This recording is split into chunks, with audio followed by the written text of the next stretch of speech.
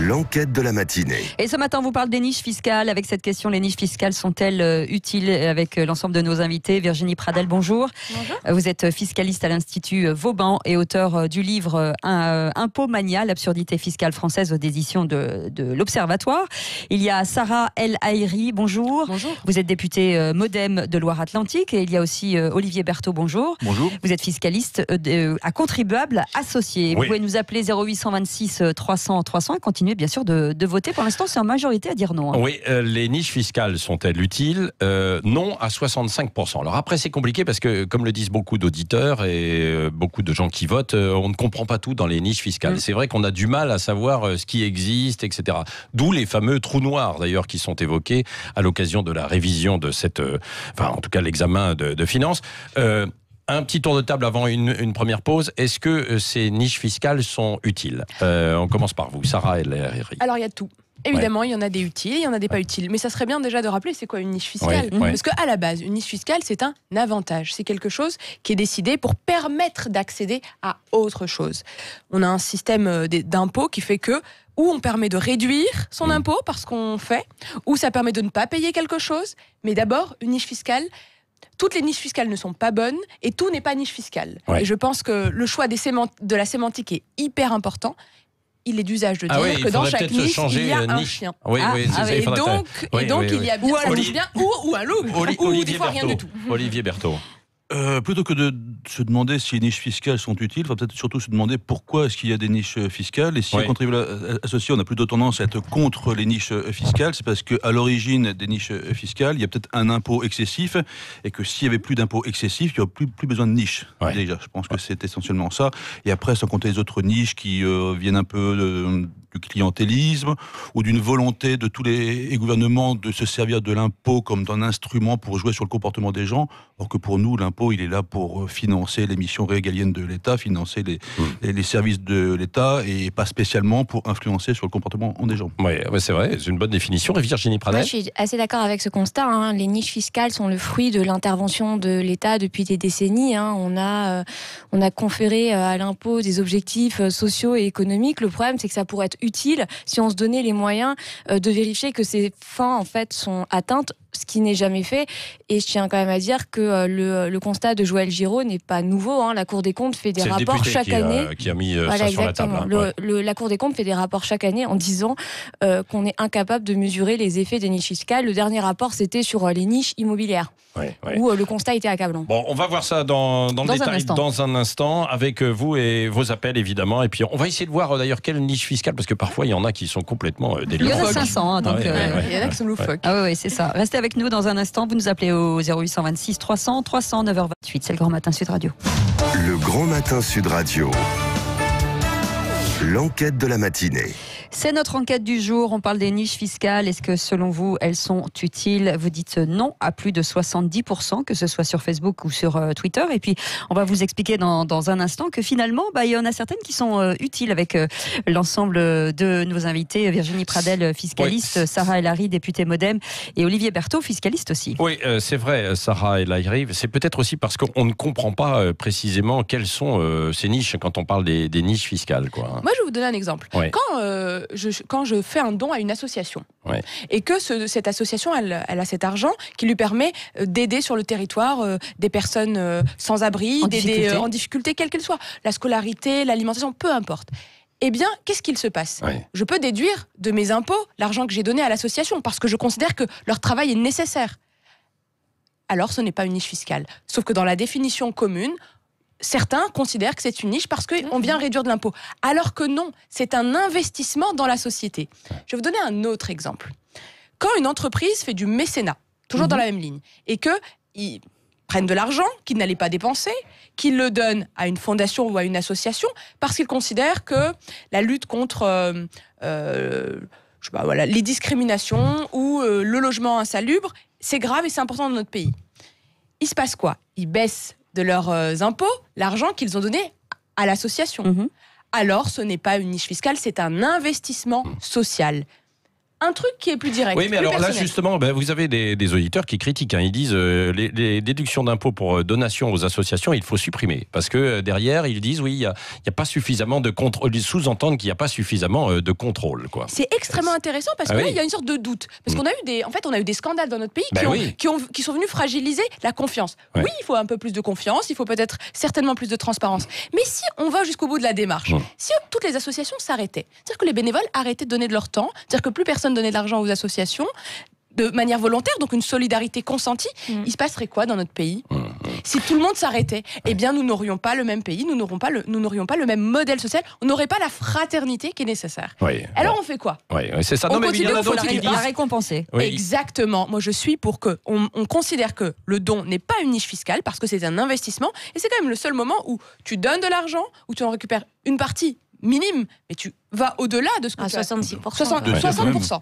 60% pour un mécénat d'entreprise, 66% pour un particulier. Ouais.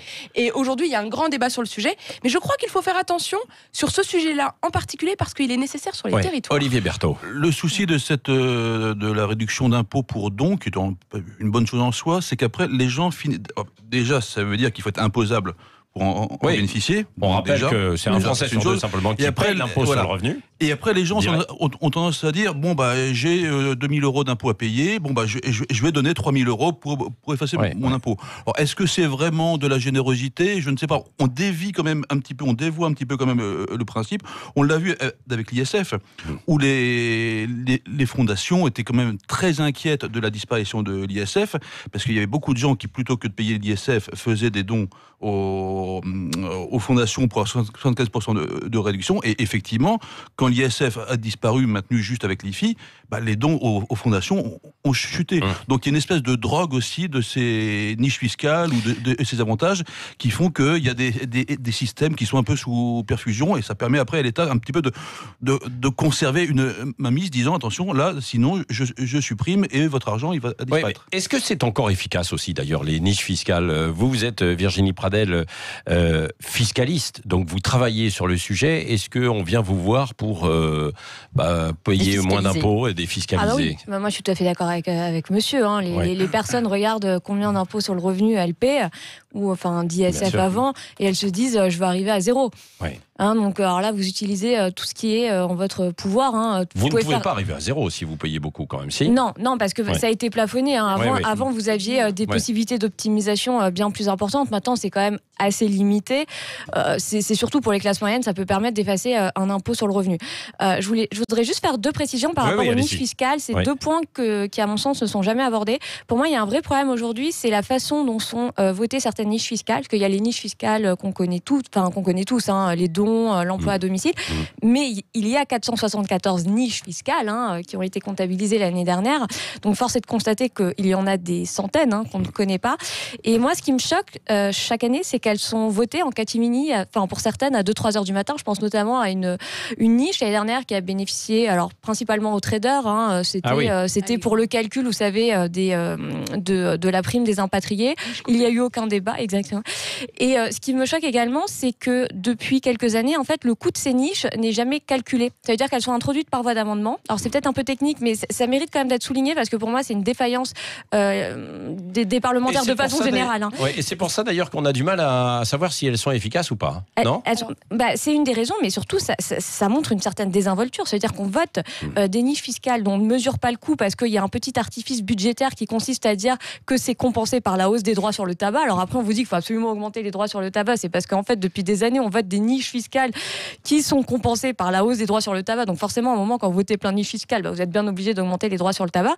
Et pour moi, c'est une faillite. Je pense qu'on devrait revenir en fait au principe du gage des amendements qui étaient très bien respecté auparavant. C'est quoi là, pour expliquer ? Alors le gage, c'est par exemple, vous voulez créer une niche fiscale, vous calculez son coût. Ça veut dire que vous faites une étude sérieuse pour voir combien de contribuables vont être chargés. Là, on ne sait absolument pas. On vote des trucs qui ne sont absolument pas financés.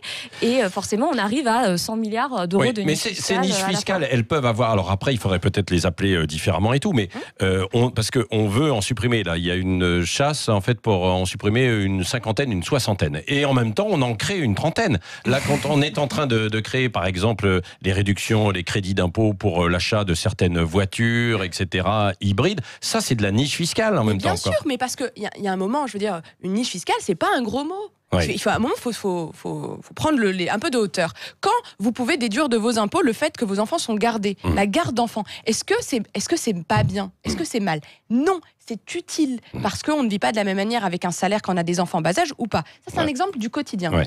Quand vous dites pour les voitures, est-ce que on considère que l'environnement, le réchauffement climatique est une urgence? Bon sang, bien sûr que oui. Alors comment on aide les gens? Parce que quand vous allez regarder le prix d'une voiture électrique ou une voiture hybride, ça coûte extrêmement cher. Bien sûr. Et du coup, là, c'est leur responsabilité politique de dire qu'est-ce que nous on considère bon ou pas. Et c'est le fruit du suffrage des urnes. Ouais. Quand on dit on supprime le gasoil non routier, donc un avantage fiscal pour les entreprises, c'est-à-dire qu'ils payent moins cher le gasoil dans leur véhicule ou pour les travaux publics que quand moi je fais mon plein bien sûr.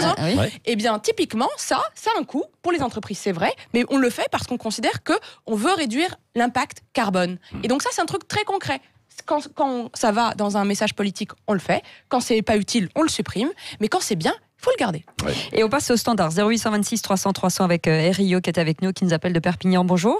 Oui, bonjour. Bienvenue sur Sud Radio. C'est un vaste sujet, les journalistes en ont pris encore.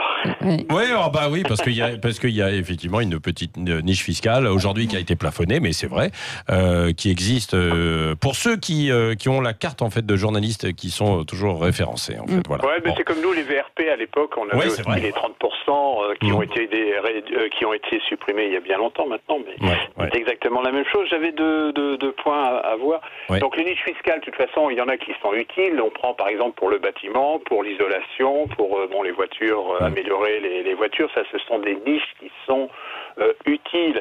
Par contre, lorsqu'on voit qu'on a une niche fiscale, par exemple pour les députés, qui permet de supprimer de leur déclaration 17 000 €, ce qui leur fait un abattement pour un député sans enfant, célibataire, qui aurait dû payer 11 000 et quelques, on lui fait un abattement de 4 600 €. Ça, ce sont des niches. Ça n'existe plus. Ça a été supprimé. Ça a été supprimé. C'est une députée qui vous répond. Et en plus, je suis à la commission des finances, donc et ça n'existe plus. Ça n'existe plus. En fait, ça existait, et en fait, on a supprimé dès qu'on est arrivé pour une raison toute simple. On est passé au droit commun, c'est-à-dire pour les retraites, pour les rémunérations, tout est passé au droit commun. Bon, voilà, une réponse en tout cas, Herriot. Très bien. Oui. C'est très bien. Non, mais les niches, il y a pour l'amélioration de l'habitat, on appelle ça une niche, mais en fait c'est une aide. Ça aide aussi les entreprises au bâtiment. Voilà, par exemple, ce qu'on peut supprimer, c'est le CICE qui rapporte rien. Voilà, on a encore donné cette année 19 milliards. Il a été supprimé, monsieur. Ouais. Oui. Il a été transformé en baisse de charges pérennes pour les entreprises parce qu'avant, les PME, les petites entreprises, n'avaient pas la trésorerie à avancer pour après la récupérer. Et donc, du coup, c'était plus utile qu'ils puissent en bénéficier directement. Comme quoi, Herriot, il faut en permanence faire le ménage dans ces niches fiscales. C'est révélateur, on voit que les gens ont du mal à suivre. D'ailleurs, il y a un problème d'information aussi. Merci, Herriot, de vos réflexions. Il y a Pierre. Il y a Pierre qui nous appelle de Toulouse. Bonjour, Pierre, bienvenue. Sur Sud Radio. Bonjour Pierre. Bonjour. Oui. Je considère que le mot proprement dit niche fiscale est une forme quelque part où on essaye de donner mauvaise conscience aux gens à partir du moment où ils vont l'utiliser. Et je prends un exemple précis. Lorsque vous embauchez quelqu'un en un chèque emploi-service, c'est une niche fiscale. Et ça, c'est une honte parce que je considère que lorsqu'on embauche quelqu'un, on fait travailler la société et on empêche les gens de rester au chômage et de ne rester sans rien faire. Alors, vous voyez que dans ce cas précis, c'est une niche fiscale et donc, évidemment, il n'y a que les riches qui pourraient presque utiliser cette niche fiscale. Or, pour moi, franchement, lorsqu'on embauche une personne, on devrait pouvoir déduire à la fois les charges et le salaire, sachant que dans le cas qui nous préoccupe, lorsque vous embauchez cette personne, vous ne pouvez déduire que les charges, ce qui veut dire que quelque part, on vous pénalise parce que vous avez embauché une personne. Et vous voyez, en ce sens-là, le système français est pervers et le système fiscal de Bercy est vraiment pervers. Oui, non mais Pierre, Virginie Pradel... Non mais c'est pas absurde ce que dit ce monsieur. Une entreprise peut déduire les salaires qu'elle verse. En fait, ce crédit d'impôt pour les emplois à domicile est le corollaire pour les personnes physiques, pour les ménages. Et c'est sûr que si on le supprimait, il y aurait beaucoup plus de travail au noir, faut pas se se mentir. Non, mais comme quoi, il y a une utilité de ces niches fiscales. Mais Olivier Berthaud, vous êtes mitigé en fait par rapport à ça. Vous dites c'est pas forcément utile, il faudrait revoir. Il faudrait déjà, s'il y a un tant de niches fiscales, c'est aussi parce qu'on a trop d'impôts et que ça ajoute un niveau de complexité à l'impôt. C'est-à-dire que déjà, notre manière de calculer l'impôt, les différents impôts, est quand même très compliqué, que ça soit la TVA, que ça soit l'impôt sur les sociétés ou même l'impôt sur le revenu qui est assez compliqué. On rajoute là-dessus des niches fiscales, donc on rajoute un niveau de complexité. Ça aussi, on crée de l'inéquité parce que qui sait utiliser ces niches fiscales? Effectivement, les gens qui savent se faire conseiller, donc en général, les hauts patrimoines ou les hauts revenus. Et il y avait un excellent exemple justement avec le CICE. Bon, il y a eu le CICE parce qu'il y avait trop de charges. On a commencé par créer le CICE. On s'est dit, c'est compliqué. Si tout simplement on baissait pas les charges. Oui, effectivement. Mais pourquoi est-ce qu'on n'y a pas pensé dès le début? Mais je trouve que c'est pas mal puisque Sarah on y va tout doucement. Moi, je pense qu'il y a un gros ménage effectivement à faire parce qu'en fait, il y a plein de choses qui sont venues s'accumuler. Tout à l'heure, je parlais de l'exonération de TVA pour le vente de riz à La Réunion. C'est un exemple absolument loufoque qui existe. Oui, il faut faire du ménage. À chaque fois, il peut y avoir une petite utilité derrière, si on les a créés. Le riz, vraiment, peut-être, oui, parce qu'il y a un moment, il y a eu un moment où on les a créés où c'était utile. Aujourd'hui, ce qu'on est en train d'essayer de faire, c'est de faire un état des lieux. Et il se trouve qu'il y a aujourd'hui des avantages fiscaux, des niches fiscales où on n'a aucun chiffre. Et c'est ça qui n'est pas entendable. C'est qu'on ne peut pas piloter le budget si on ne sait pas. Oui, et il y a Paysan 47 qui lui conclut un peu en disant les impôts indirects explosent et on ne parle que des impôts sur le revenu payés par une minorité. Virginie Pradel. Ça, c'est d'ailleurs un peu le thème de votre livre, Impômania, l'absurdité fiscale française. Oui, je parle beaucoup des impôts sur la consommation parce que je trouve qu'on n'en parle pas assez, et notamment tout ce qui touche au gazole, à l'électricité, au gaz. Il y a des taxes et surtaxes. Il y a les taxes, il y a les taxes sur les taxes, les taxes additionnelles aux taxes, mais ce qui est quand même très choquant, c'est qu'il n'y a absolument pas de débat sur ça. Pour moi, c'est la partie immergée de l'iceberg, tout ce qui est impôt sur la consommation et aussi cotisation.